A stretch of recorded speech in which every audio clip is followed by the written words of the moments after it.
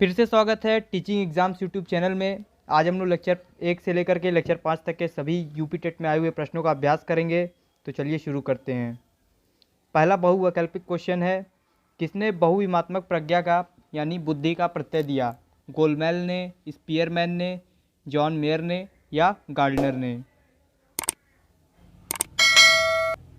तो क्या हो जाएगा इसका आंसर? गार्डनर हो जाएगा। ठीक है, अगला क्वेश्चन देखते हैं। बच्चे की बुद्धि मुख्यतः संबंधित है शारीरिक विकास से, सामाजिक विकास से, भावात्मक विकास से या नैतिक विकास से?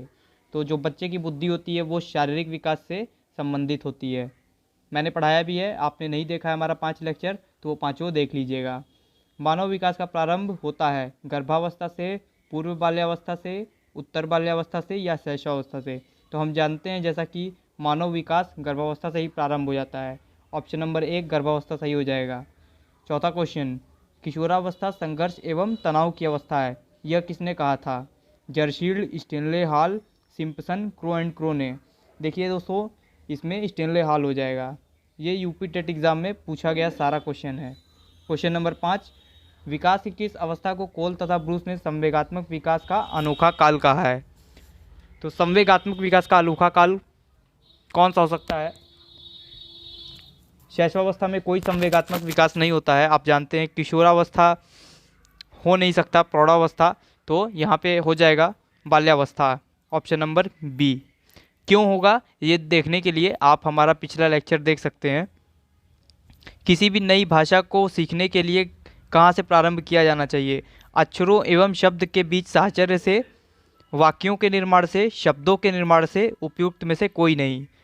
तो उपयुक्त में से कोई नहीं, ये तो नहीं होगा।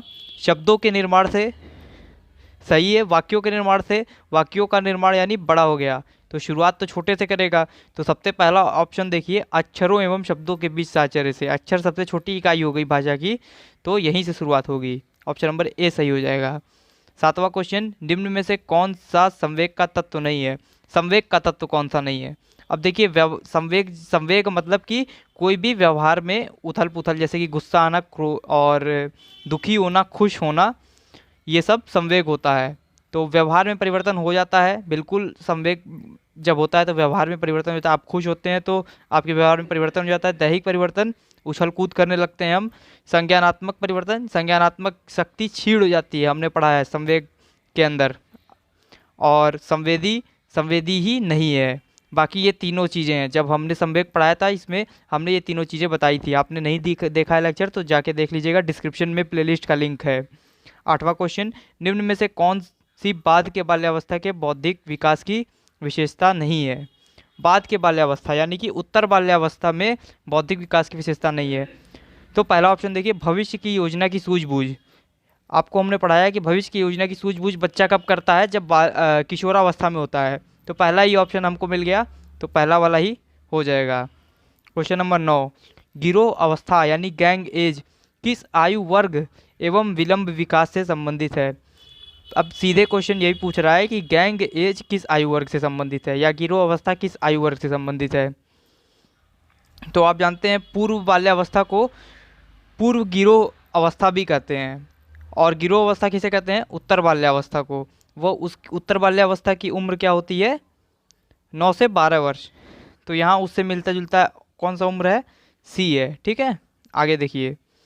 क्वेश्चन नंबर 10, निम्न में से सामाजिक मूल्य कौन सा है? सामाजिक मूल्य, सहायता परक व्यवहार बिल्कुल है, प्राथमिक लक्ष्य नहीं है, मूल प्रवृत्ति, सामाजिक मूल्य कैसे हो गया ये? आक्रामकता की आवश्यकता, ये सब बिल्कुल नहीं है, पहला वाला हो जाएगा। अगला क्वेश्चन देखिए, स्टैनफोर्ड विनय परीक्षण किस चीज़ का मापन करता है? व्यक्तित्व का मापन करता है, पढ़ने की दक्षता का मापन करता है, बुद्धि का? उपरोक्त में से कोई नहीं। तो हम जानते हैं कि स्टैनफोर्ड विनय परीक्षण बुद्धि का मापन करता है, पढ़ाया है मैंने। बच्चों के सामाजिक विकास को प्रभावित करने वाले कारक हैं, कौन से हैं? आर्थिक तत्व, सामाजिक परिवेशजन्य तत्व, शारीरिक तत्व या वंशानुगत तत्व? सोचिए। देखिए, आर्थिक तत्व नहीं प्रभावित करते हैं सामाजिक विकास को, शारीरिक तत्व भी नहीं, वंशानुगत तत्व भी नहीं। सामाजिक परिवेशजन्य तत्व डायरेक्टली प्रभावित करते हैं किसको? सामाजिक विकास के बालक को। निम्न में से कौन सा शारीरिक विकास का एक प्रमुख नियम है? शारीरिक विकास का एक प्रमुख नियम, याद करिए शारीरिक विकास का प्रमुख नियम। मानसिक विकास से भिन्नता का नियम, अनियमित विकास का नियम। अनियमित विकास का नियम हमने पढ़ाया है, ये होता है क्योंकि विकास जो है अनियमित होता है, कभी तेज कभी धीमे, इस प्रकार से होता है। द्रुतगामी विकास का नियम, ये तो कुछ नया आ गया। कल्पना और संवेगात्मक विकास से संबंध का नियम, तो ये सभी इनमें से कोई भी शारीरिक विकास का नियम नहीं है सिवाय बी के, तो बी हो जाएगा। क्वेश्चन नंबर 14, निम्न में से कौन सा विकास का सिद्धांत नहीं है, यानी कि इसमें से कोई एक है जो विकास का सिद्धांत नहीं है। पहला देखिए, अनुकूलित प्रत्यावर्तन का सिद्धांत। अब आप पढ़े होंगे तो आप जानते होंगे ये कहीं नहीं आया है आपकी पढ़ाई में, पहला वाला ऑप्शन। दूसरा, निरंतर विकास का सिद्धांत, ये बिल्कुल सिद्धांत है।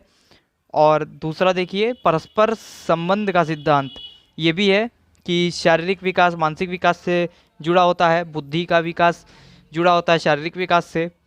समान प्रतिमान का सिद्धांत भी है, तो पहला वाला नहीं है, यही ऑप्शन सही हो जाएगा। कौन सा सिद्धांत विकास का नहीं है, तो ऑप्शन नंबर ए।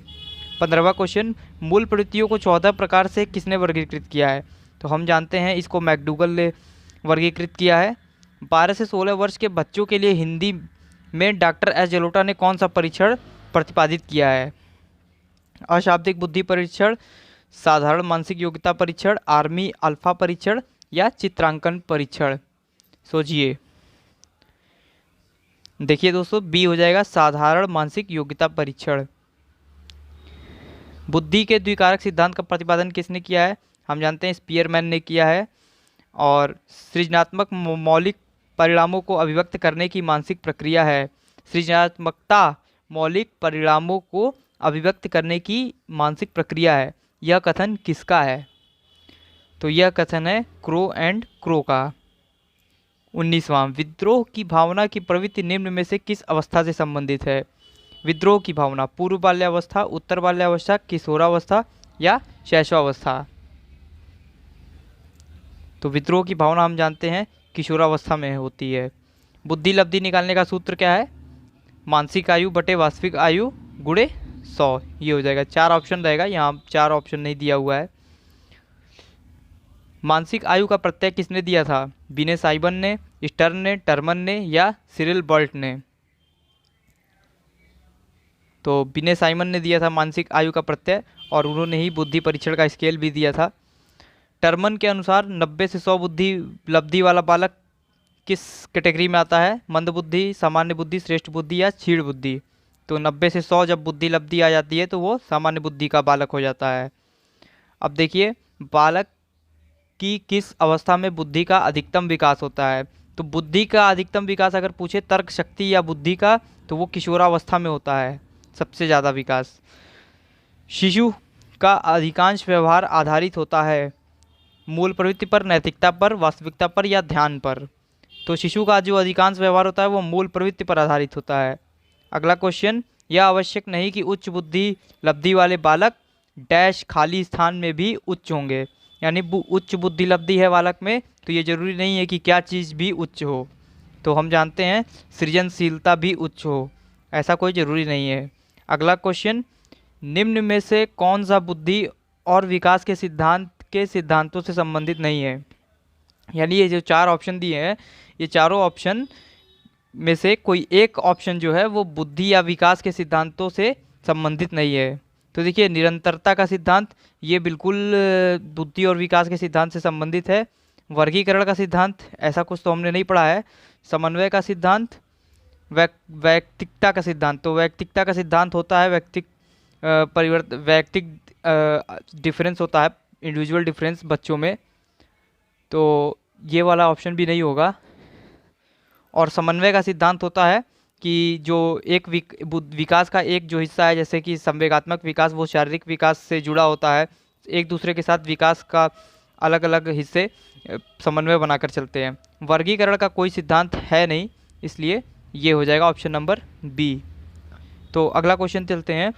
बाल मनोविज्ञान का क्षेत्र है केवल शैशवावस्था की विशेषता का अध्ययन, केवल गर्भावस्था की विशेषता का अध्ययन, केवल बाल्यावस्था की विशेषताओं का अध्ययन या गर्भावस्था से किशोरावस्था की विशेषताओं का अध्ययन? तो गर्भावस्था से किशोरावस्था की विशेषताओं का अध्ययन जो होता है वो बाल मनोविज्ञान का क्षेत्र होता है। 28वां, सीखना क्या है? व्यवहार में परिवर्तन, अनुभव तथा अभ्यास का परिणाम, व्यवहार में अपेक्षाकृत स्थायी परिवर्तन, या ये सभी? तो यहाँ पे देखिए सीखना व्यवहार में परिवर्तन होता ही होता है, साथ में अनुभव तथा अभ्यास का परिणाम भी होता है, व्यवहार में अपेक्षाकृत स्थायी परिवर्तन होते हैं, ये भी सही है। तो ये सभी हो जाएगा, ऑप्शन नंबर डी इसका सही हो जाएगा। अब अगला क्वेश्चन देखिए, शारीरिक वृद्धि और विकास को क्या कहते हैं? शारीरिक वृद्धि और विकास यानी ग्रोथ, अभिवृद्धि, इसको बोलते हैं अभिवृद्धि। बाल मनोविज्ञान के आधार पर कौन सा कथन सर्वोत्तम है? सारे बच्चे एक जैसे होते हैं, कुछ बच्चे एक जैसे होते हैं, कुछ बच्चे विशिष्ट होते हैं, प्रत्येक बच्चा विशिष्ट होता है। तो बाल मनोविज्ञान के अनुसार प्रत्येक बच्चा विशिष्ट होता है। बाल मनोविज्ञान का केंद्र बिंदु क्या है? अच्छा शिक्षक, पालक, शिक्षण प्रक्रिया या विद्यालय? तो बी हो जाएगा पालक। संवेग शब्द का शाब्दिक अर्थ है क्रोध और भय, स्नेह और प्रेम, उत्तेजना या भावों का उथल पुथल, या ये सभी? तो हो जाएगा उत्तेजना या भावों का उथल पुथल संवेग है। अगला क्वेश्चन, बाल विकास में प्रक्रिया पर बल है, वातावरण और अनुभव पर बल है, या गर्भावस्था से किशोरावस्था तक अध्ययन होता है, या उपरोक्त सभी पर? तो ऑप्शन नंबर सी हो जाएगा, किशोरावस्था से गर्भावस्था तक का अध्ययन होता है बाल विकास में। अब अगला क्वेश्चन देखते हैं, बाल विकास का अध्ययन क्षेत्र है।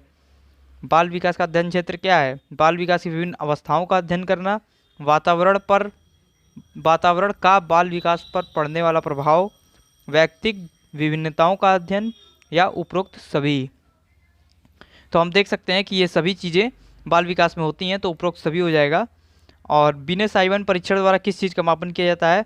आप जानते हैं कि बिने-साइमन परीक्षण द्वारा सामान्य बुद्धि का परीक्षण किया जाता है, ए हो जाएगा सामान्य बुद्धि। अगला क्वेश्चन देखते हैं 36वां, इनमें से कौन से गुण अच्छे मानसिक स्वास्थ्य के नहीं हैं? नियमित जीवन, संवेगात्मक परिपक्वता, बिल्कुल है, आत्मविश्वास, सहनशीलता, बहुत विनीत, स्वयं में सीमित, या डी वास्तविकता की स्वीकृति, स्वमूल्यांकन की योग्यता? तो बाकी सब तो सही है, सी के अलावा बहुत सीमित, तो यही हो जाएगा, ये कोई अच्छे मानसिक स्वास्थ्य के गुण नहीं है। 37वां क्वेश्चन, अधिगम क्षमता निम्नलिखित में से किससे प्रभावित नहीं होती है? आनुवांशिकता प्रभावित होती है, बिल्कुल, वातावरण से भी प्रभावित होती है, प्रशिक्षण या शिक्षण से भी अधिगम क्षमता प्रभावित हो जाती है, राष्ट्रीयता नहीं होगा। तो ऑप्शन नंबर डी सही हो जाएगा, राष्ट्रीयता से प्रभावित नहीं होती अधिगम क्षमता। अब अगला क्वेश्चन देखिए, स्व केंद्रित अवस्था होती है बालक के जन्म से 2 वर्ष तक, 3 से 6 वर्ष तक, 7 वर्ष से किशोरावस्था तक, या किशोरावस्था में? हम जानते हैं कि स्व केंद्रित बालक कब होता है? जब शैशवावस्था में होता है, तो ये जन्म से 2 वर्ष तक हो जाएगा। माँ बाप के सहाय से बाहर निकलकर साथी बालकों की संगत करना पसंद करते हैं बालक कब? बाल्यावस्था में, शैशवावस्था में, किशोरावस्था में, प्रौढ़ावस्था में? अब देखिए बाल्यावस्था में बच्चे घर से बिना बताए भाग जाते हैं इधर उधर, साथी संगत, अपना सामाजिकता बढ़ता है उत्तर बाल्यावस्था में, तो ये बाल्यावस्था हो जाएगा। बाकी शैशवावस्था में तो करने योग्य भी नहीं होते, प्रौढ़ावस्था में भी नहीं, किशोरावस्था में भी ये उम्र नहीं होती है, करते हैं, लेकिन वो माँ बाप के साए से बाहर निकल के बालकों की संगत पसंद करना ऐसा नहीं करते हैं। शैशवावस्था में बच्चों के क्रियाकलाप कौन से होते हैं? मूल प्रवृत्त्यात्मक होते हैं, सही जवाब ए ऑप्शन सही हो जाएगा, मूल प्रवृत्त्यात्मक होते हैं बच्चों के क्रियाकलाप शैशवावस्था में। तो ये यूपी टेट में 2013 से लेकर के 2019 तक के हमने क्वेश्चन आपको करा दिए हैं। अब तक 5 लेक्चर से जितने भी उठे हैं पिछले 2013 से 2019 तक, तो आगे जो लेक्चर आएंगे उनमें भी 5 लेक्चर के बाद ऐसे ही क्वेश्चन कराएंगे, उसमें ये क्वेश्चन भी होंगे, जो 5 लेक्चर आएंगे उनके भी क्वेश्चन होंगे। इस तरह से हम पूरा टारगेट करते हुए यूपी टेट का CDP हम ख़त्म कर देंगे। लगे रहिए हमारे चैनल के साथ, और वीडियो को प्लीज़ लाइक ज़रूर कर दीजिएगा। दोस्तों आप लोग लाइक नहीं करते हैं, ये बहुत गलत बात है। और वीडियो आपने नहीं देखा है तो प्लेलिस्ट का लिंक डिस्क्रिप्शन में है, देख लेना, और वीडियो को लाइक ज़रूर कर देना, चैनल सब्सक्राइब कर देना।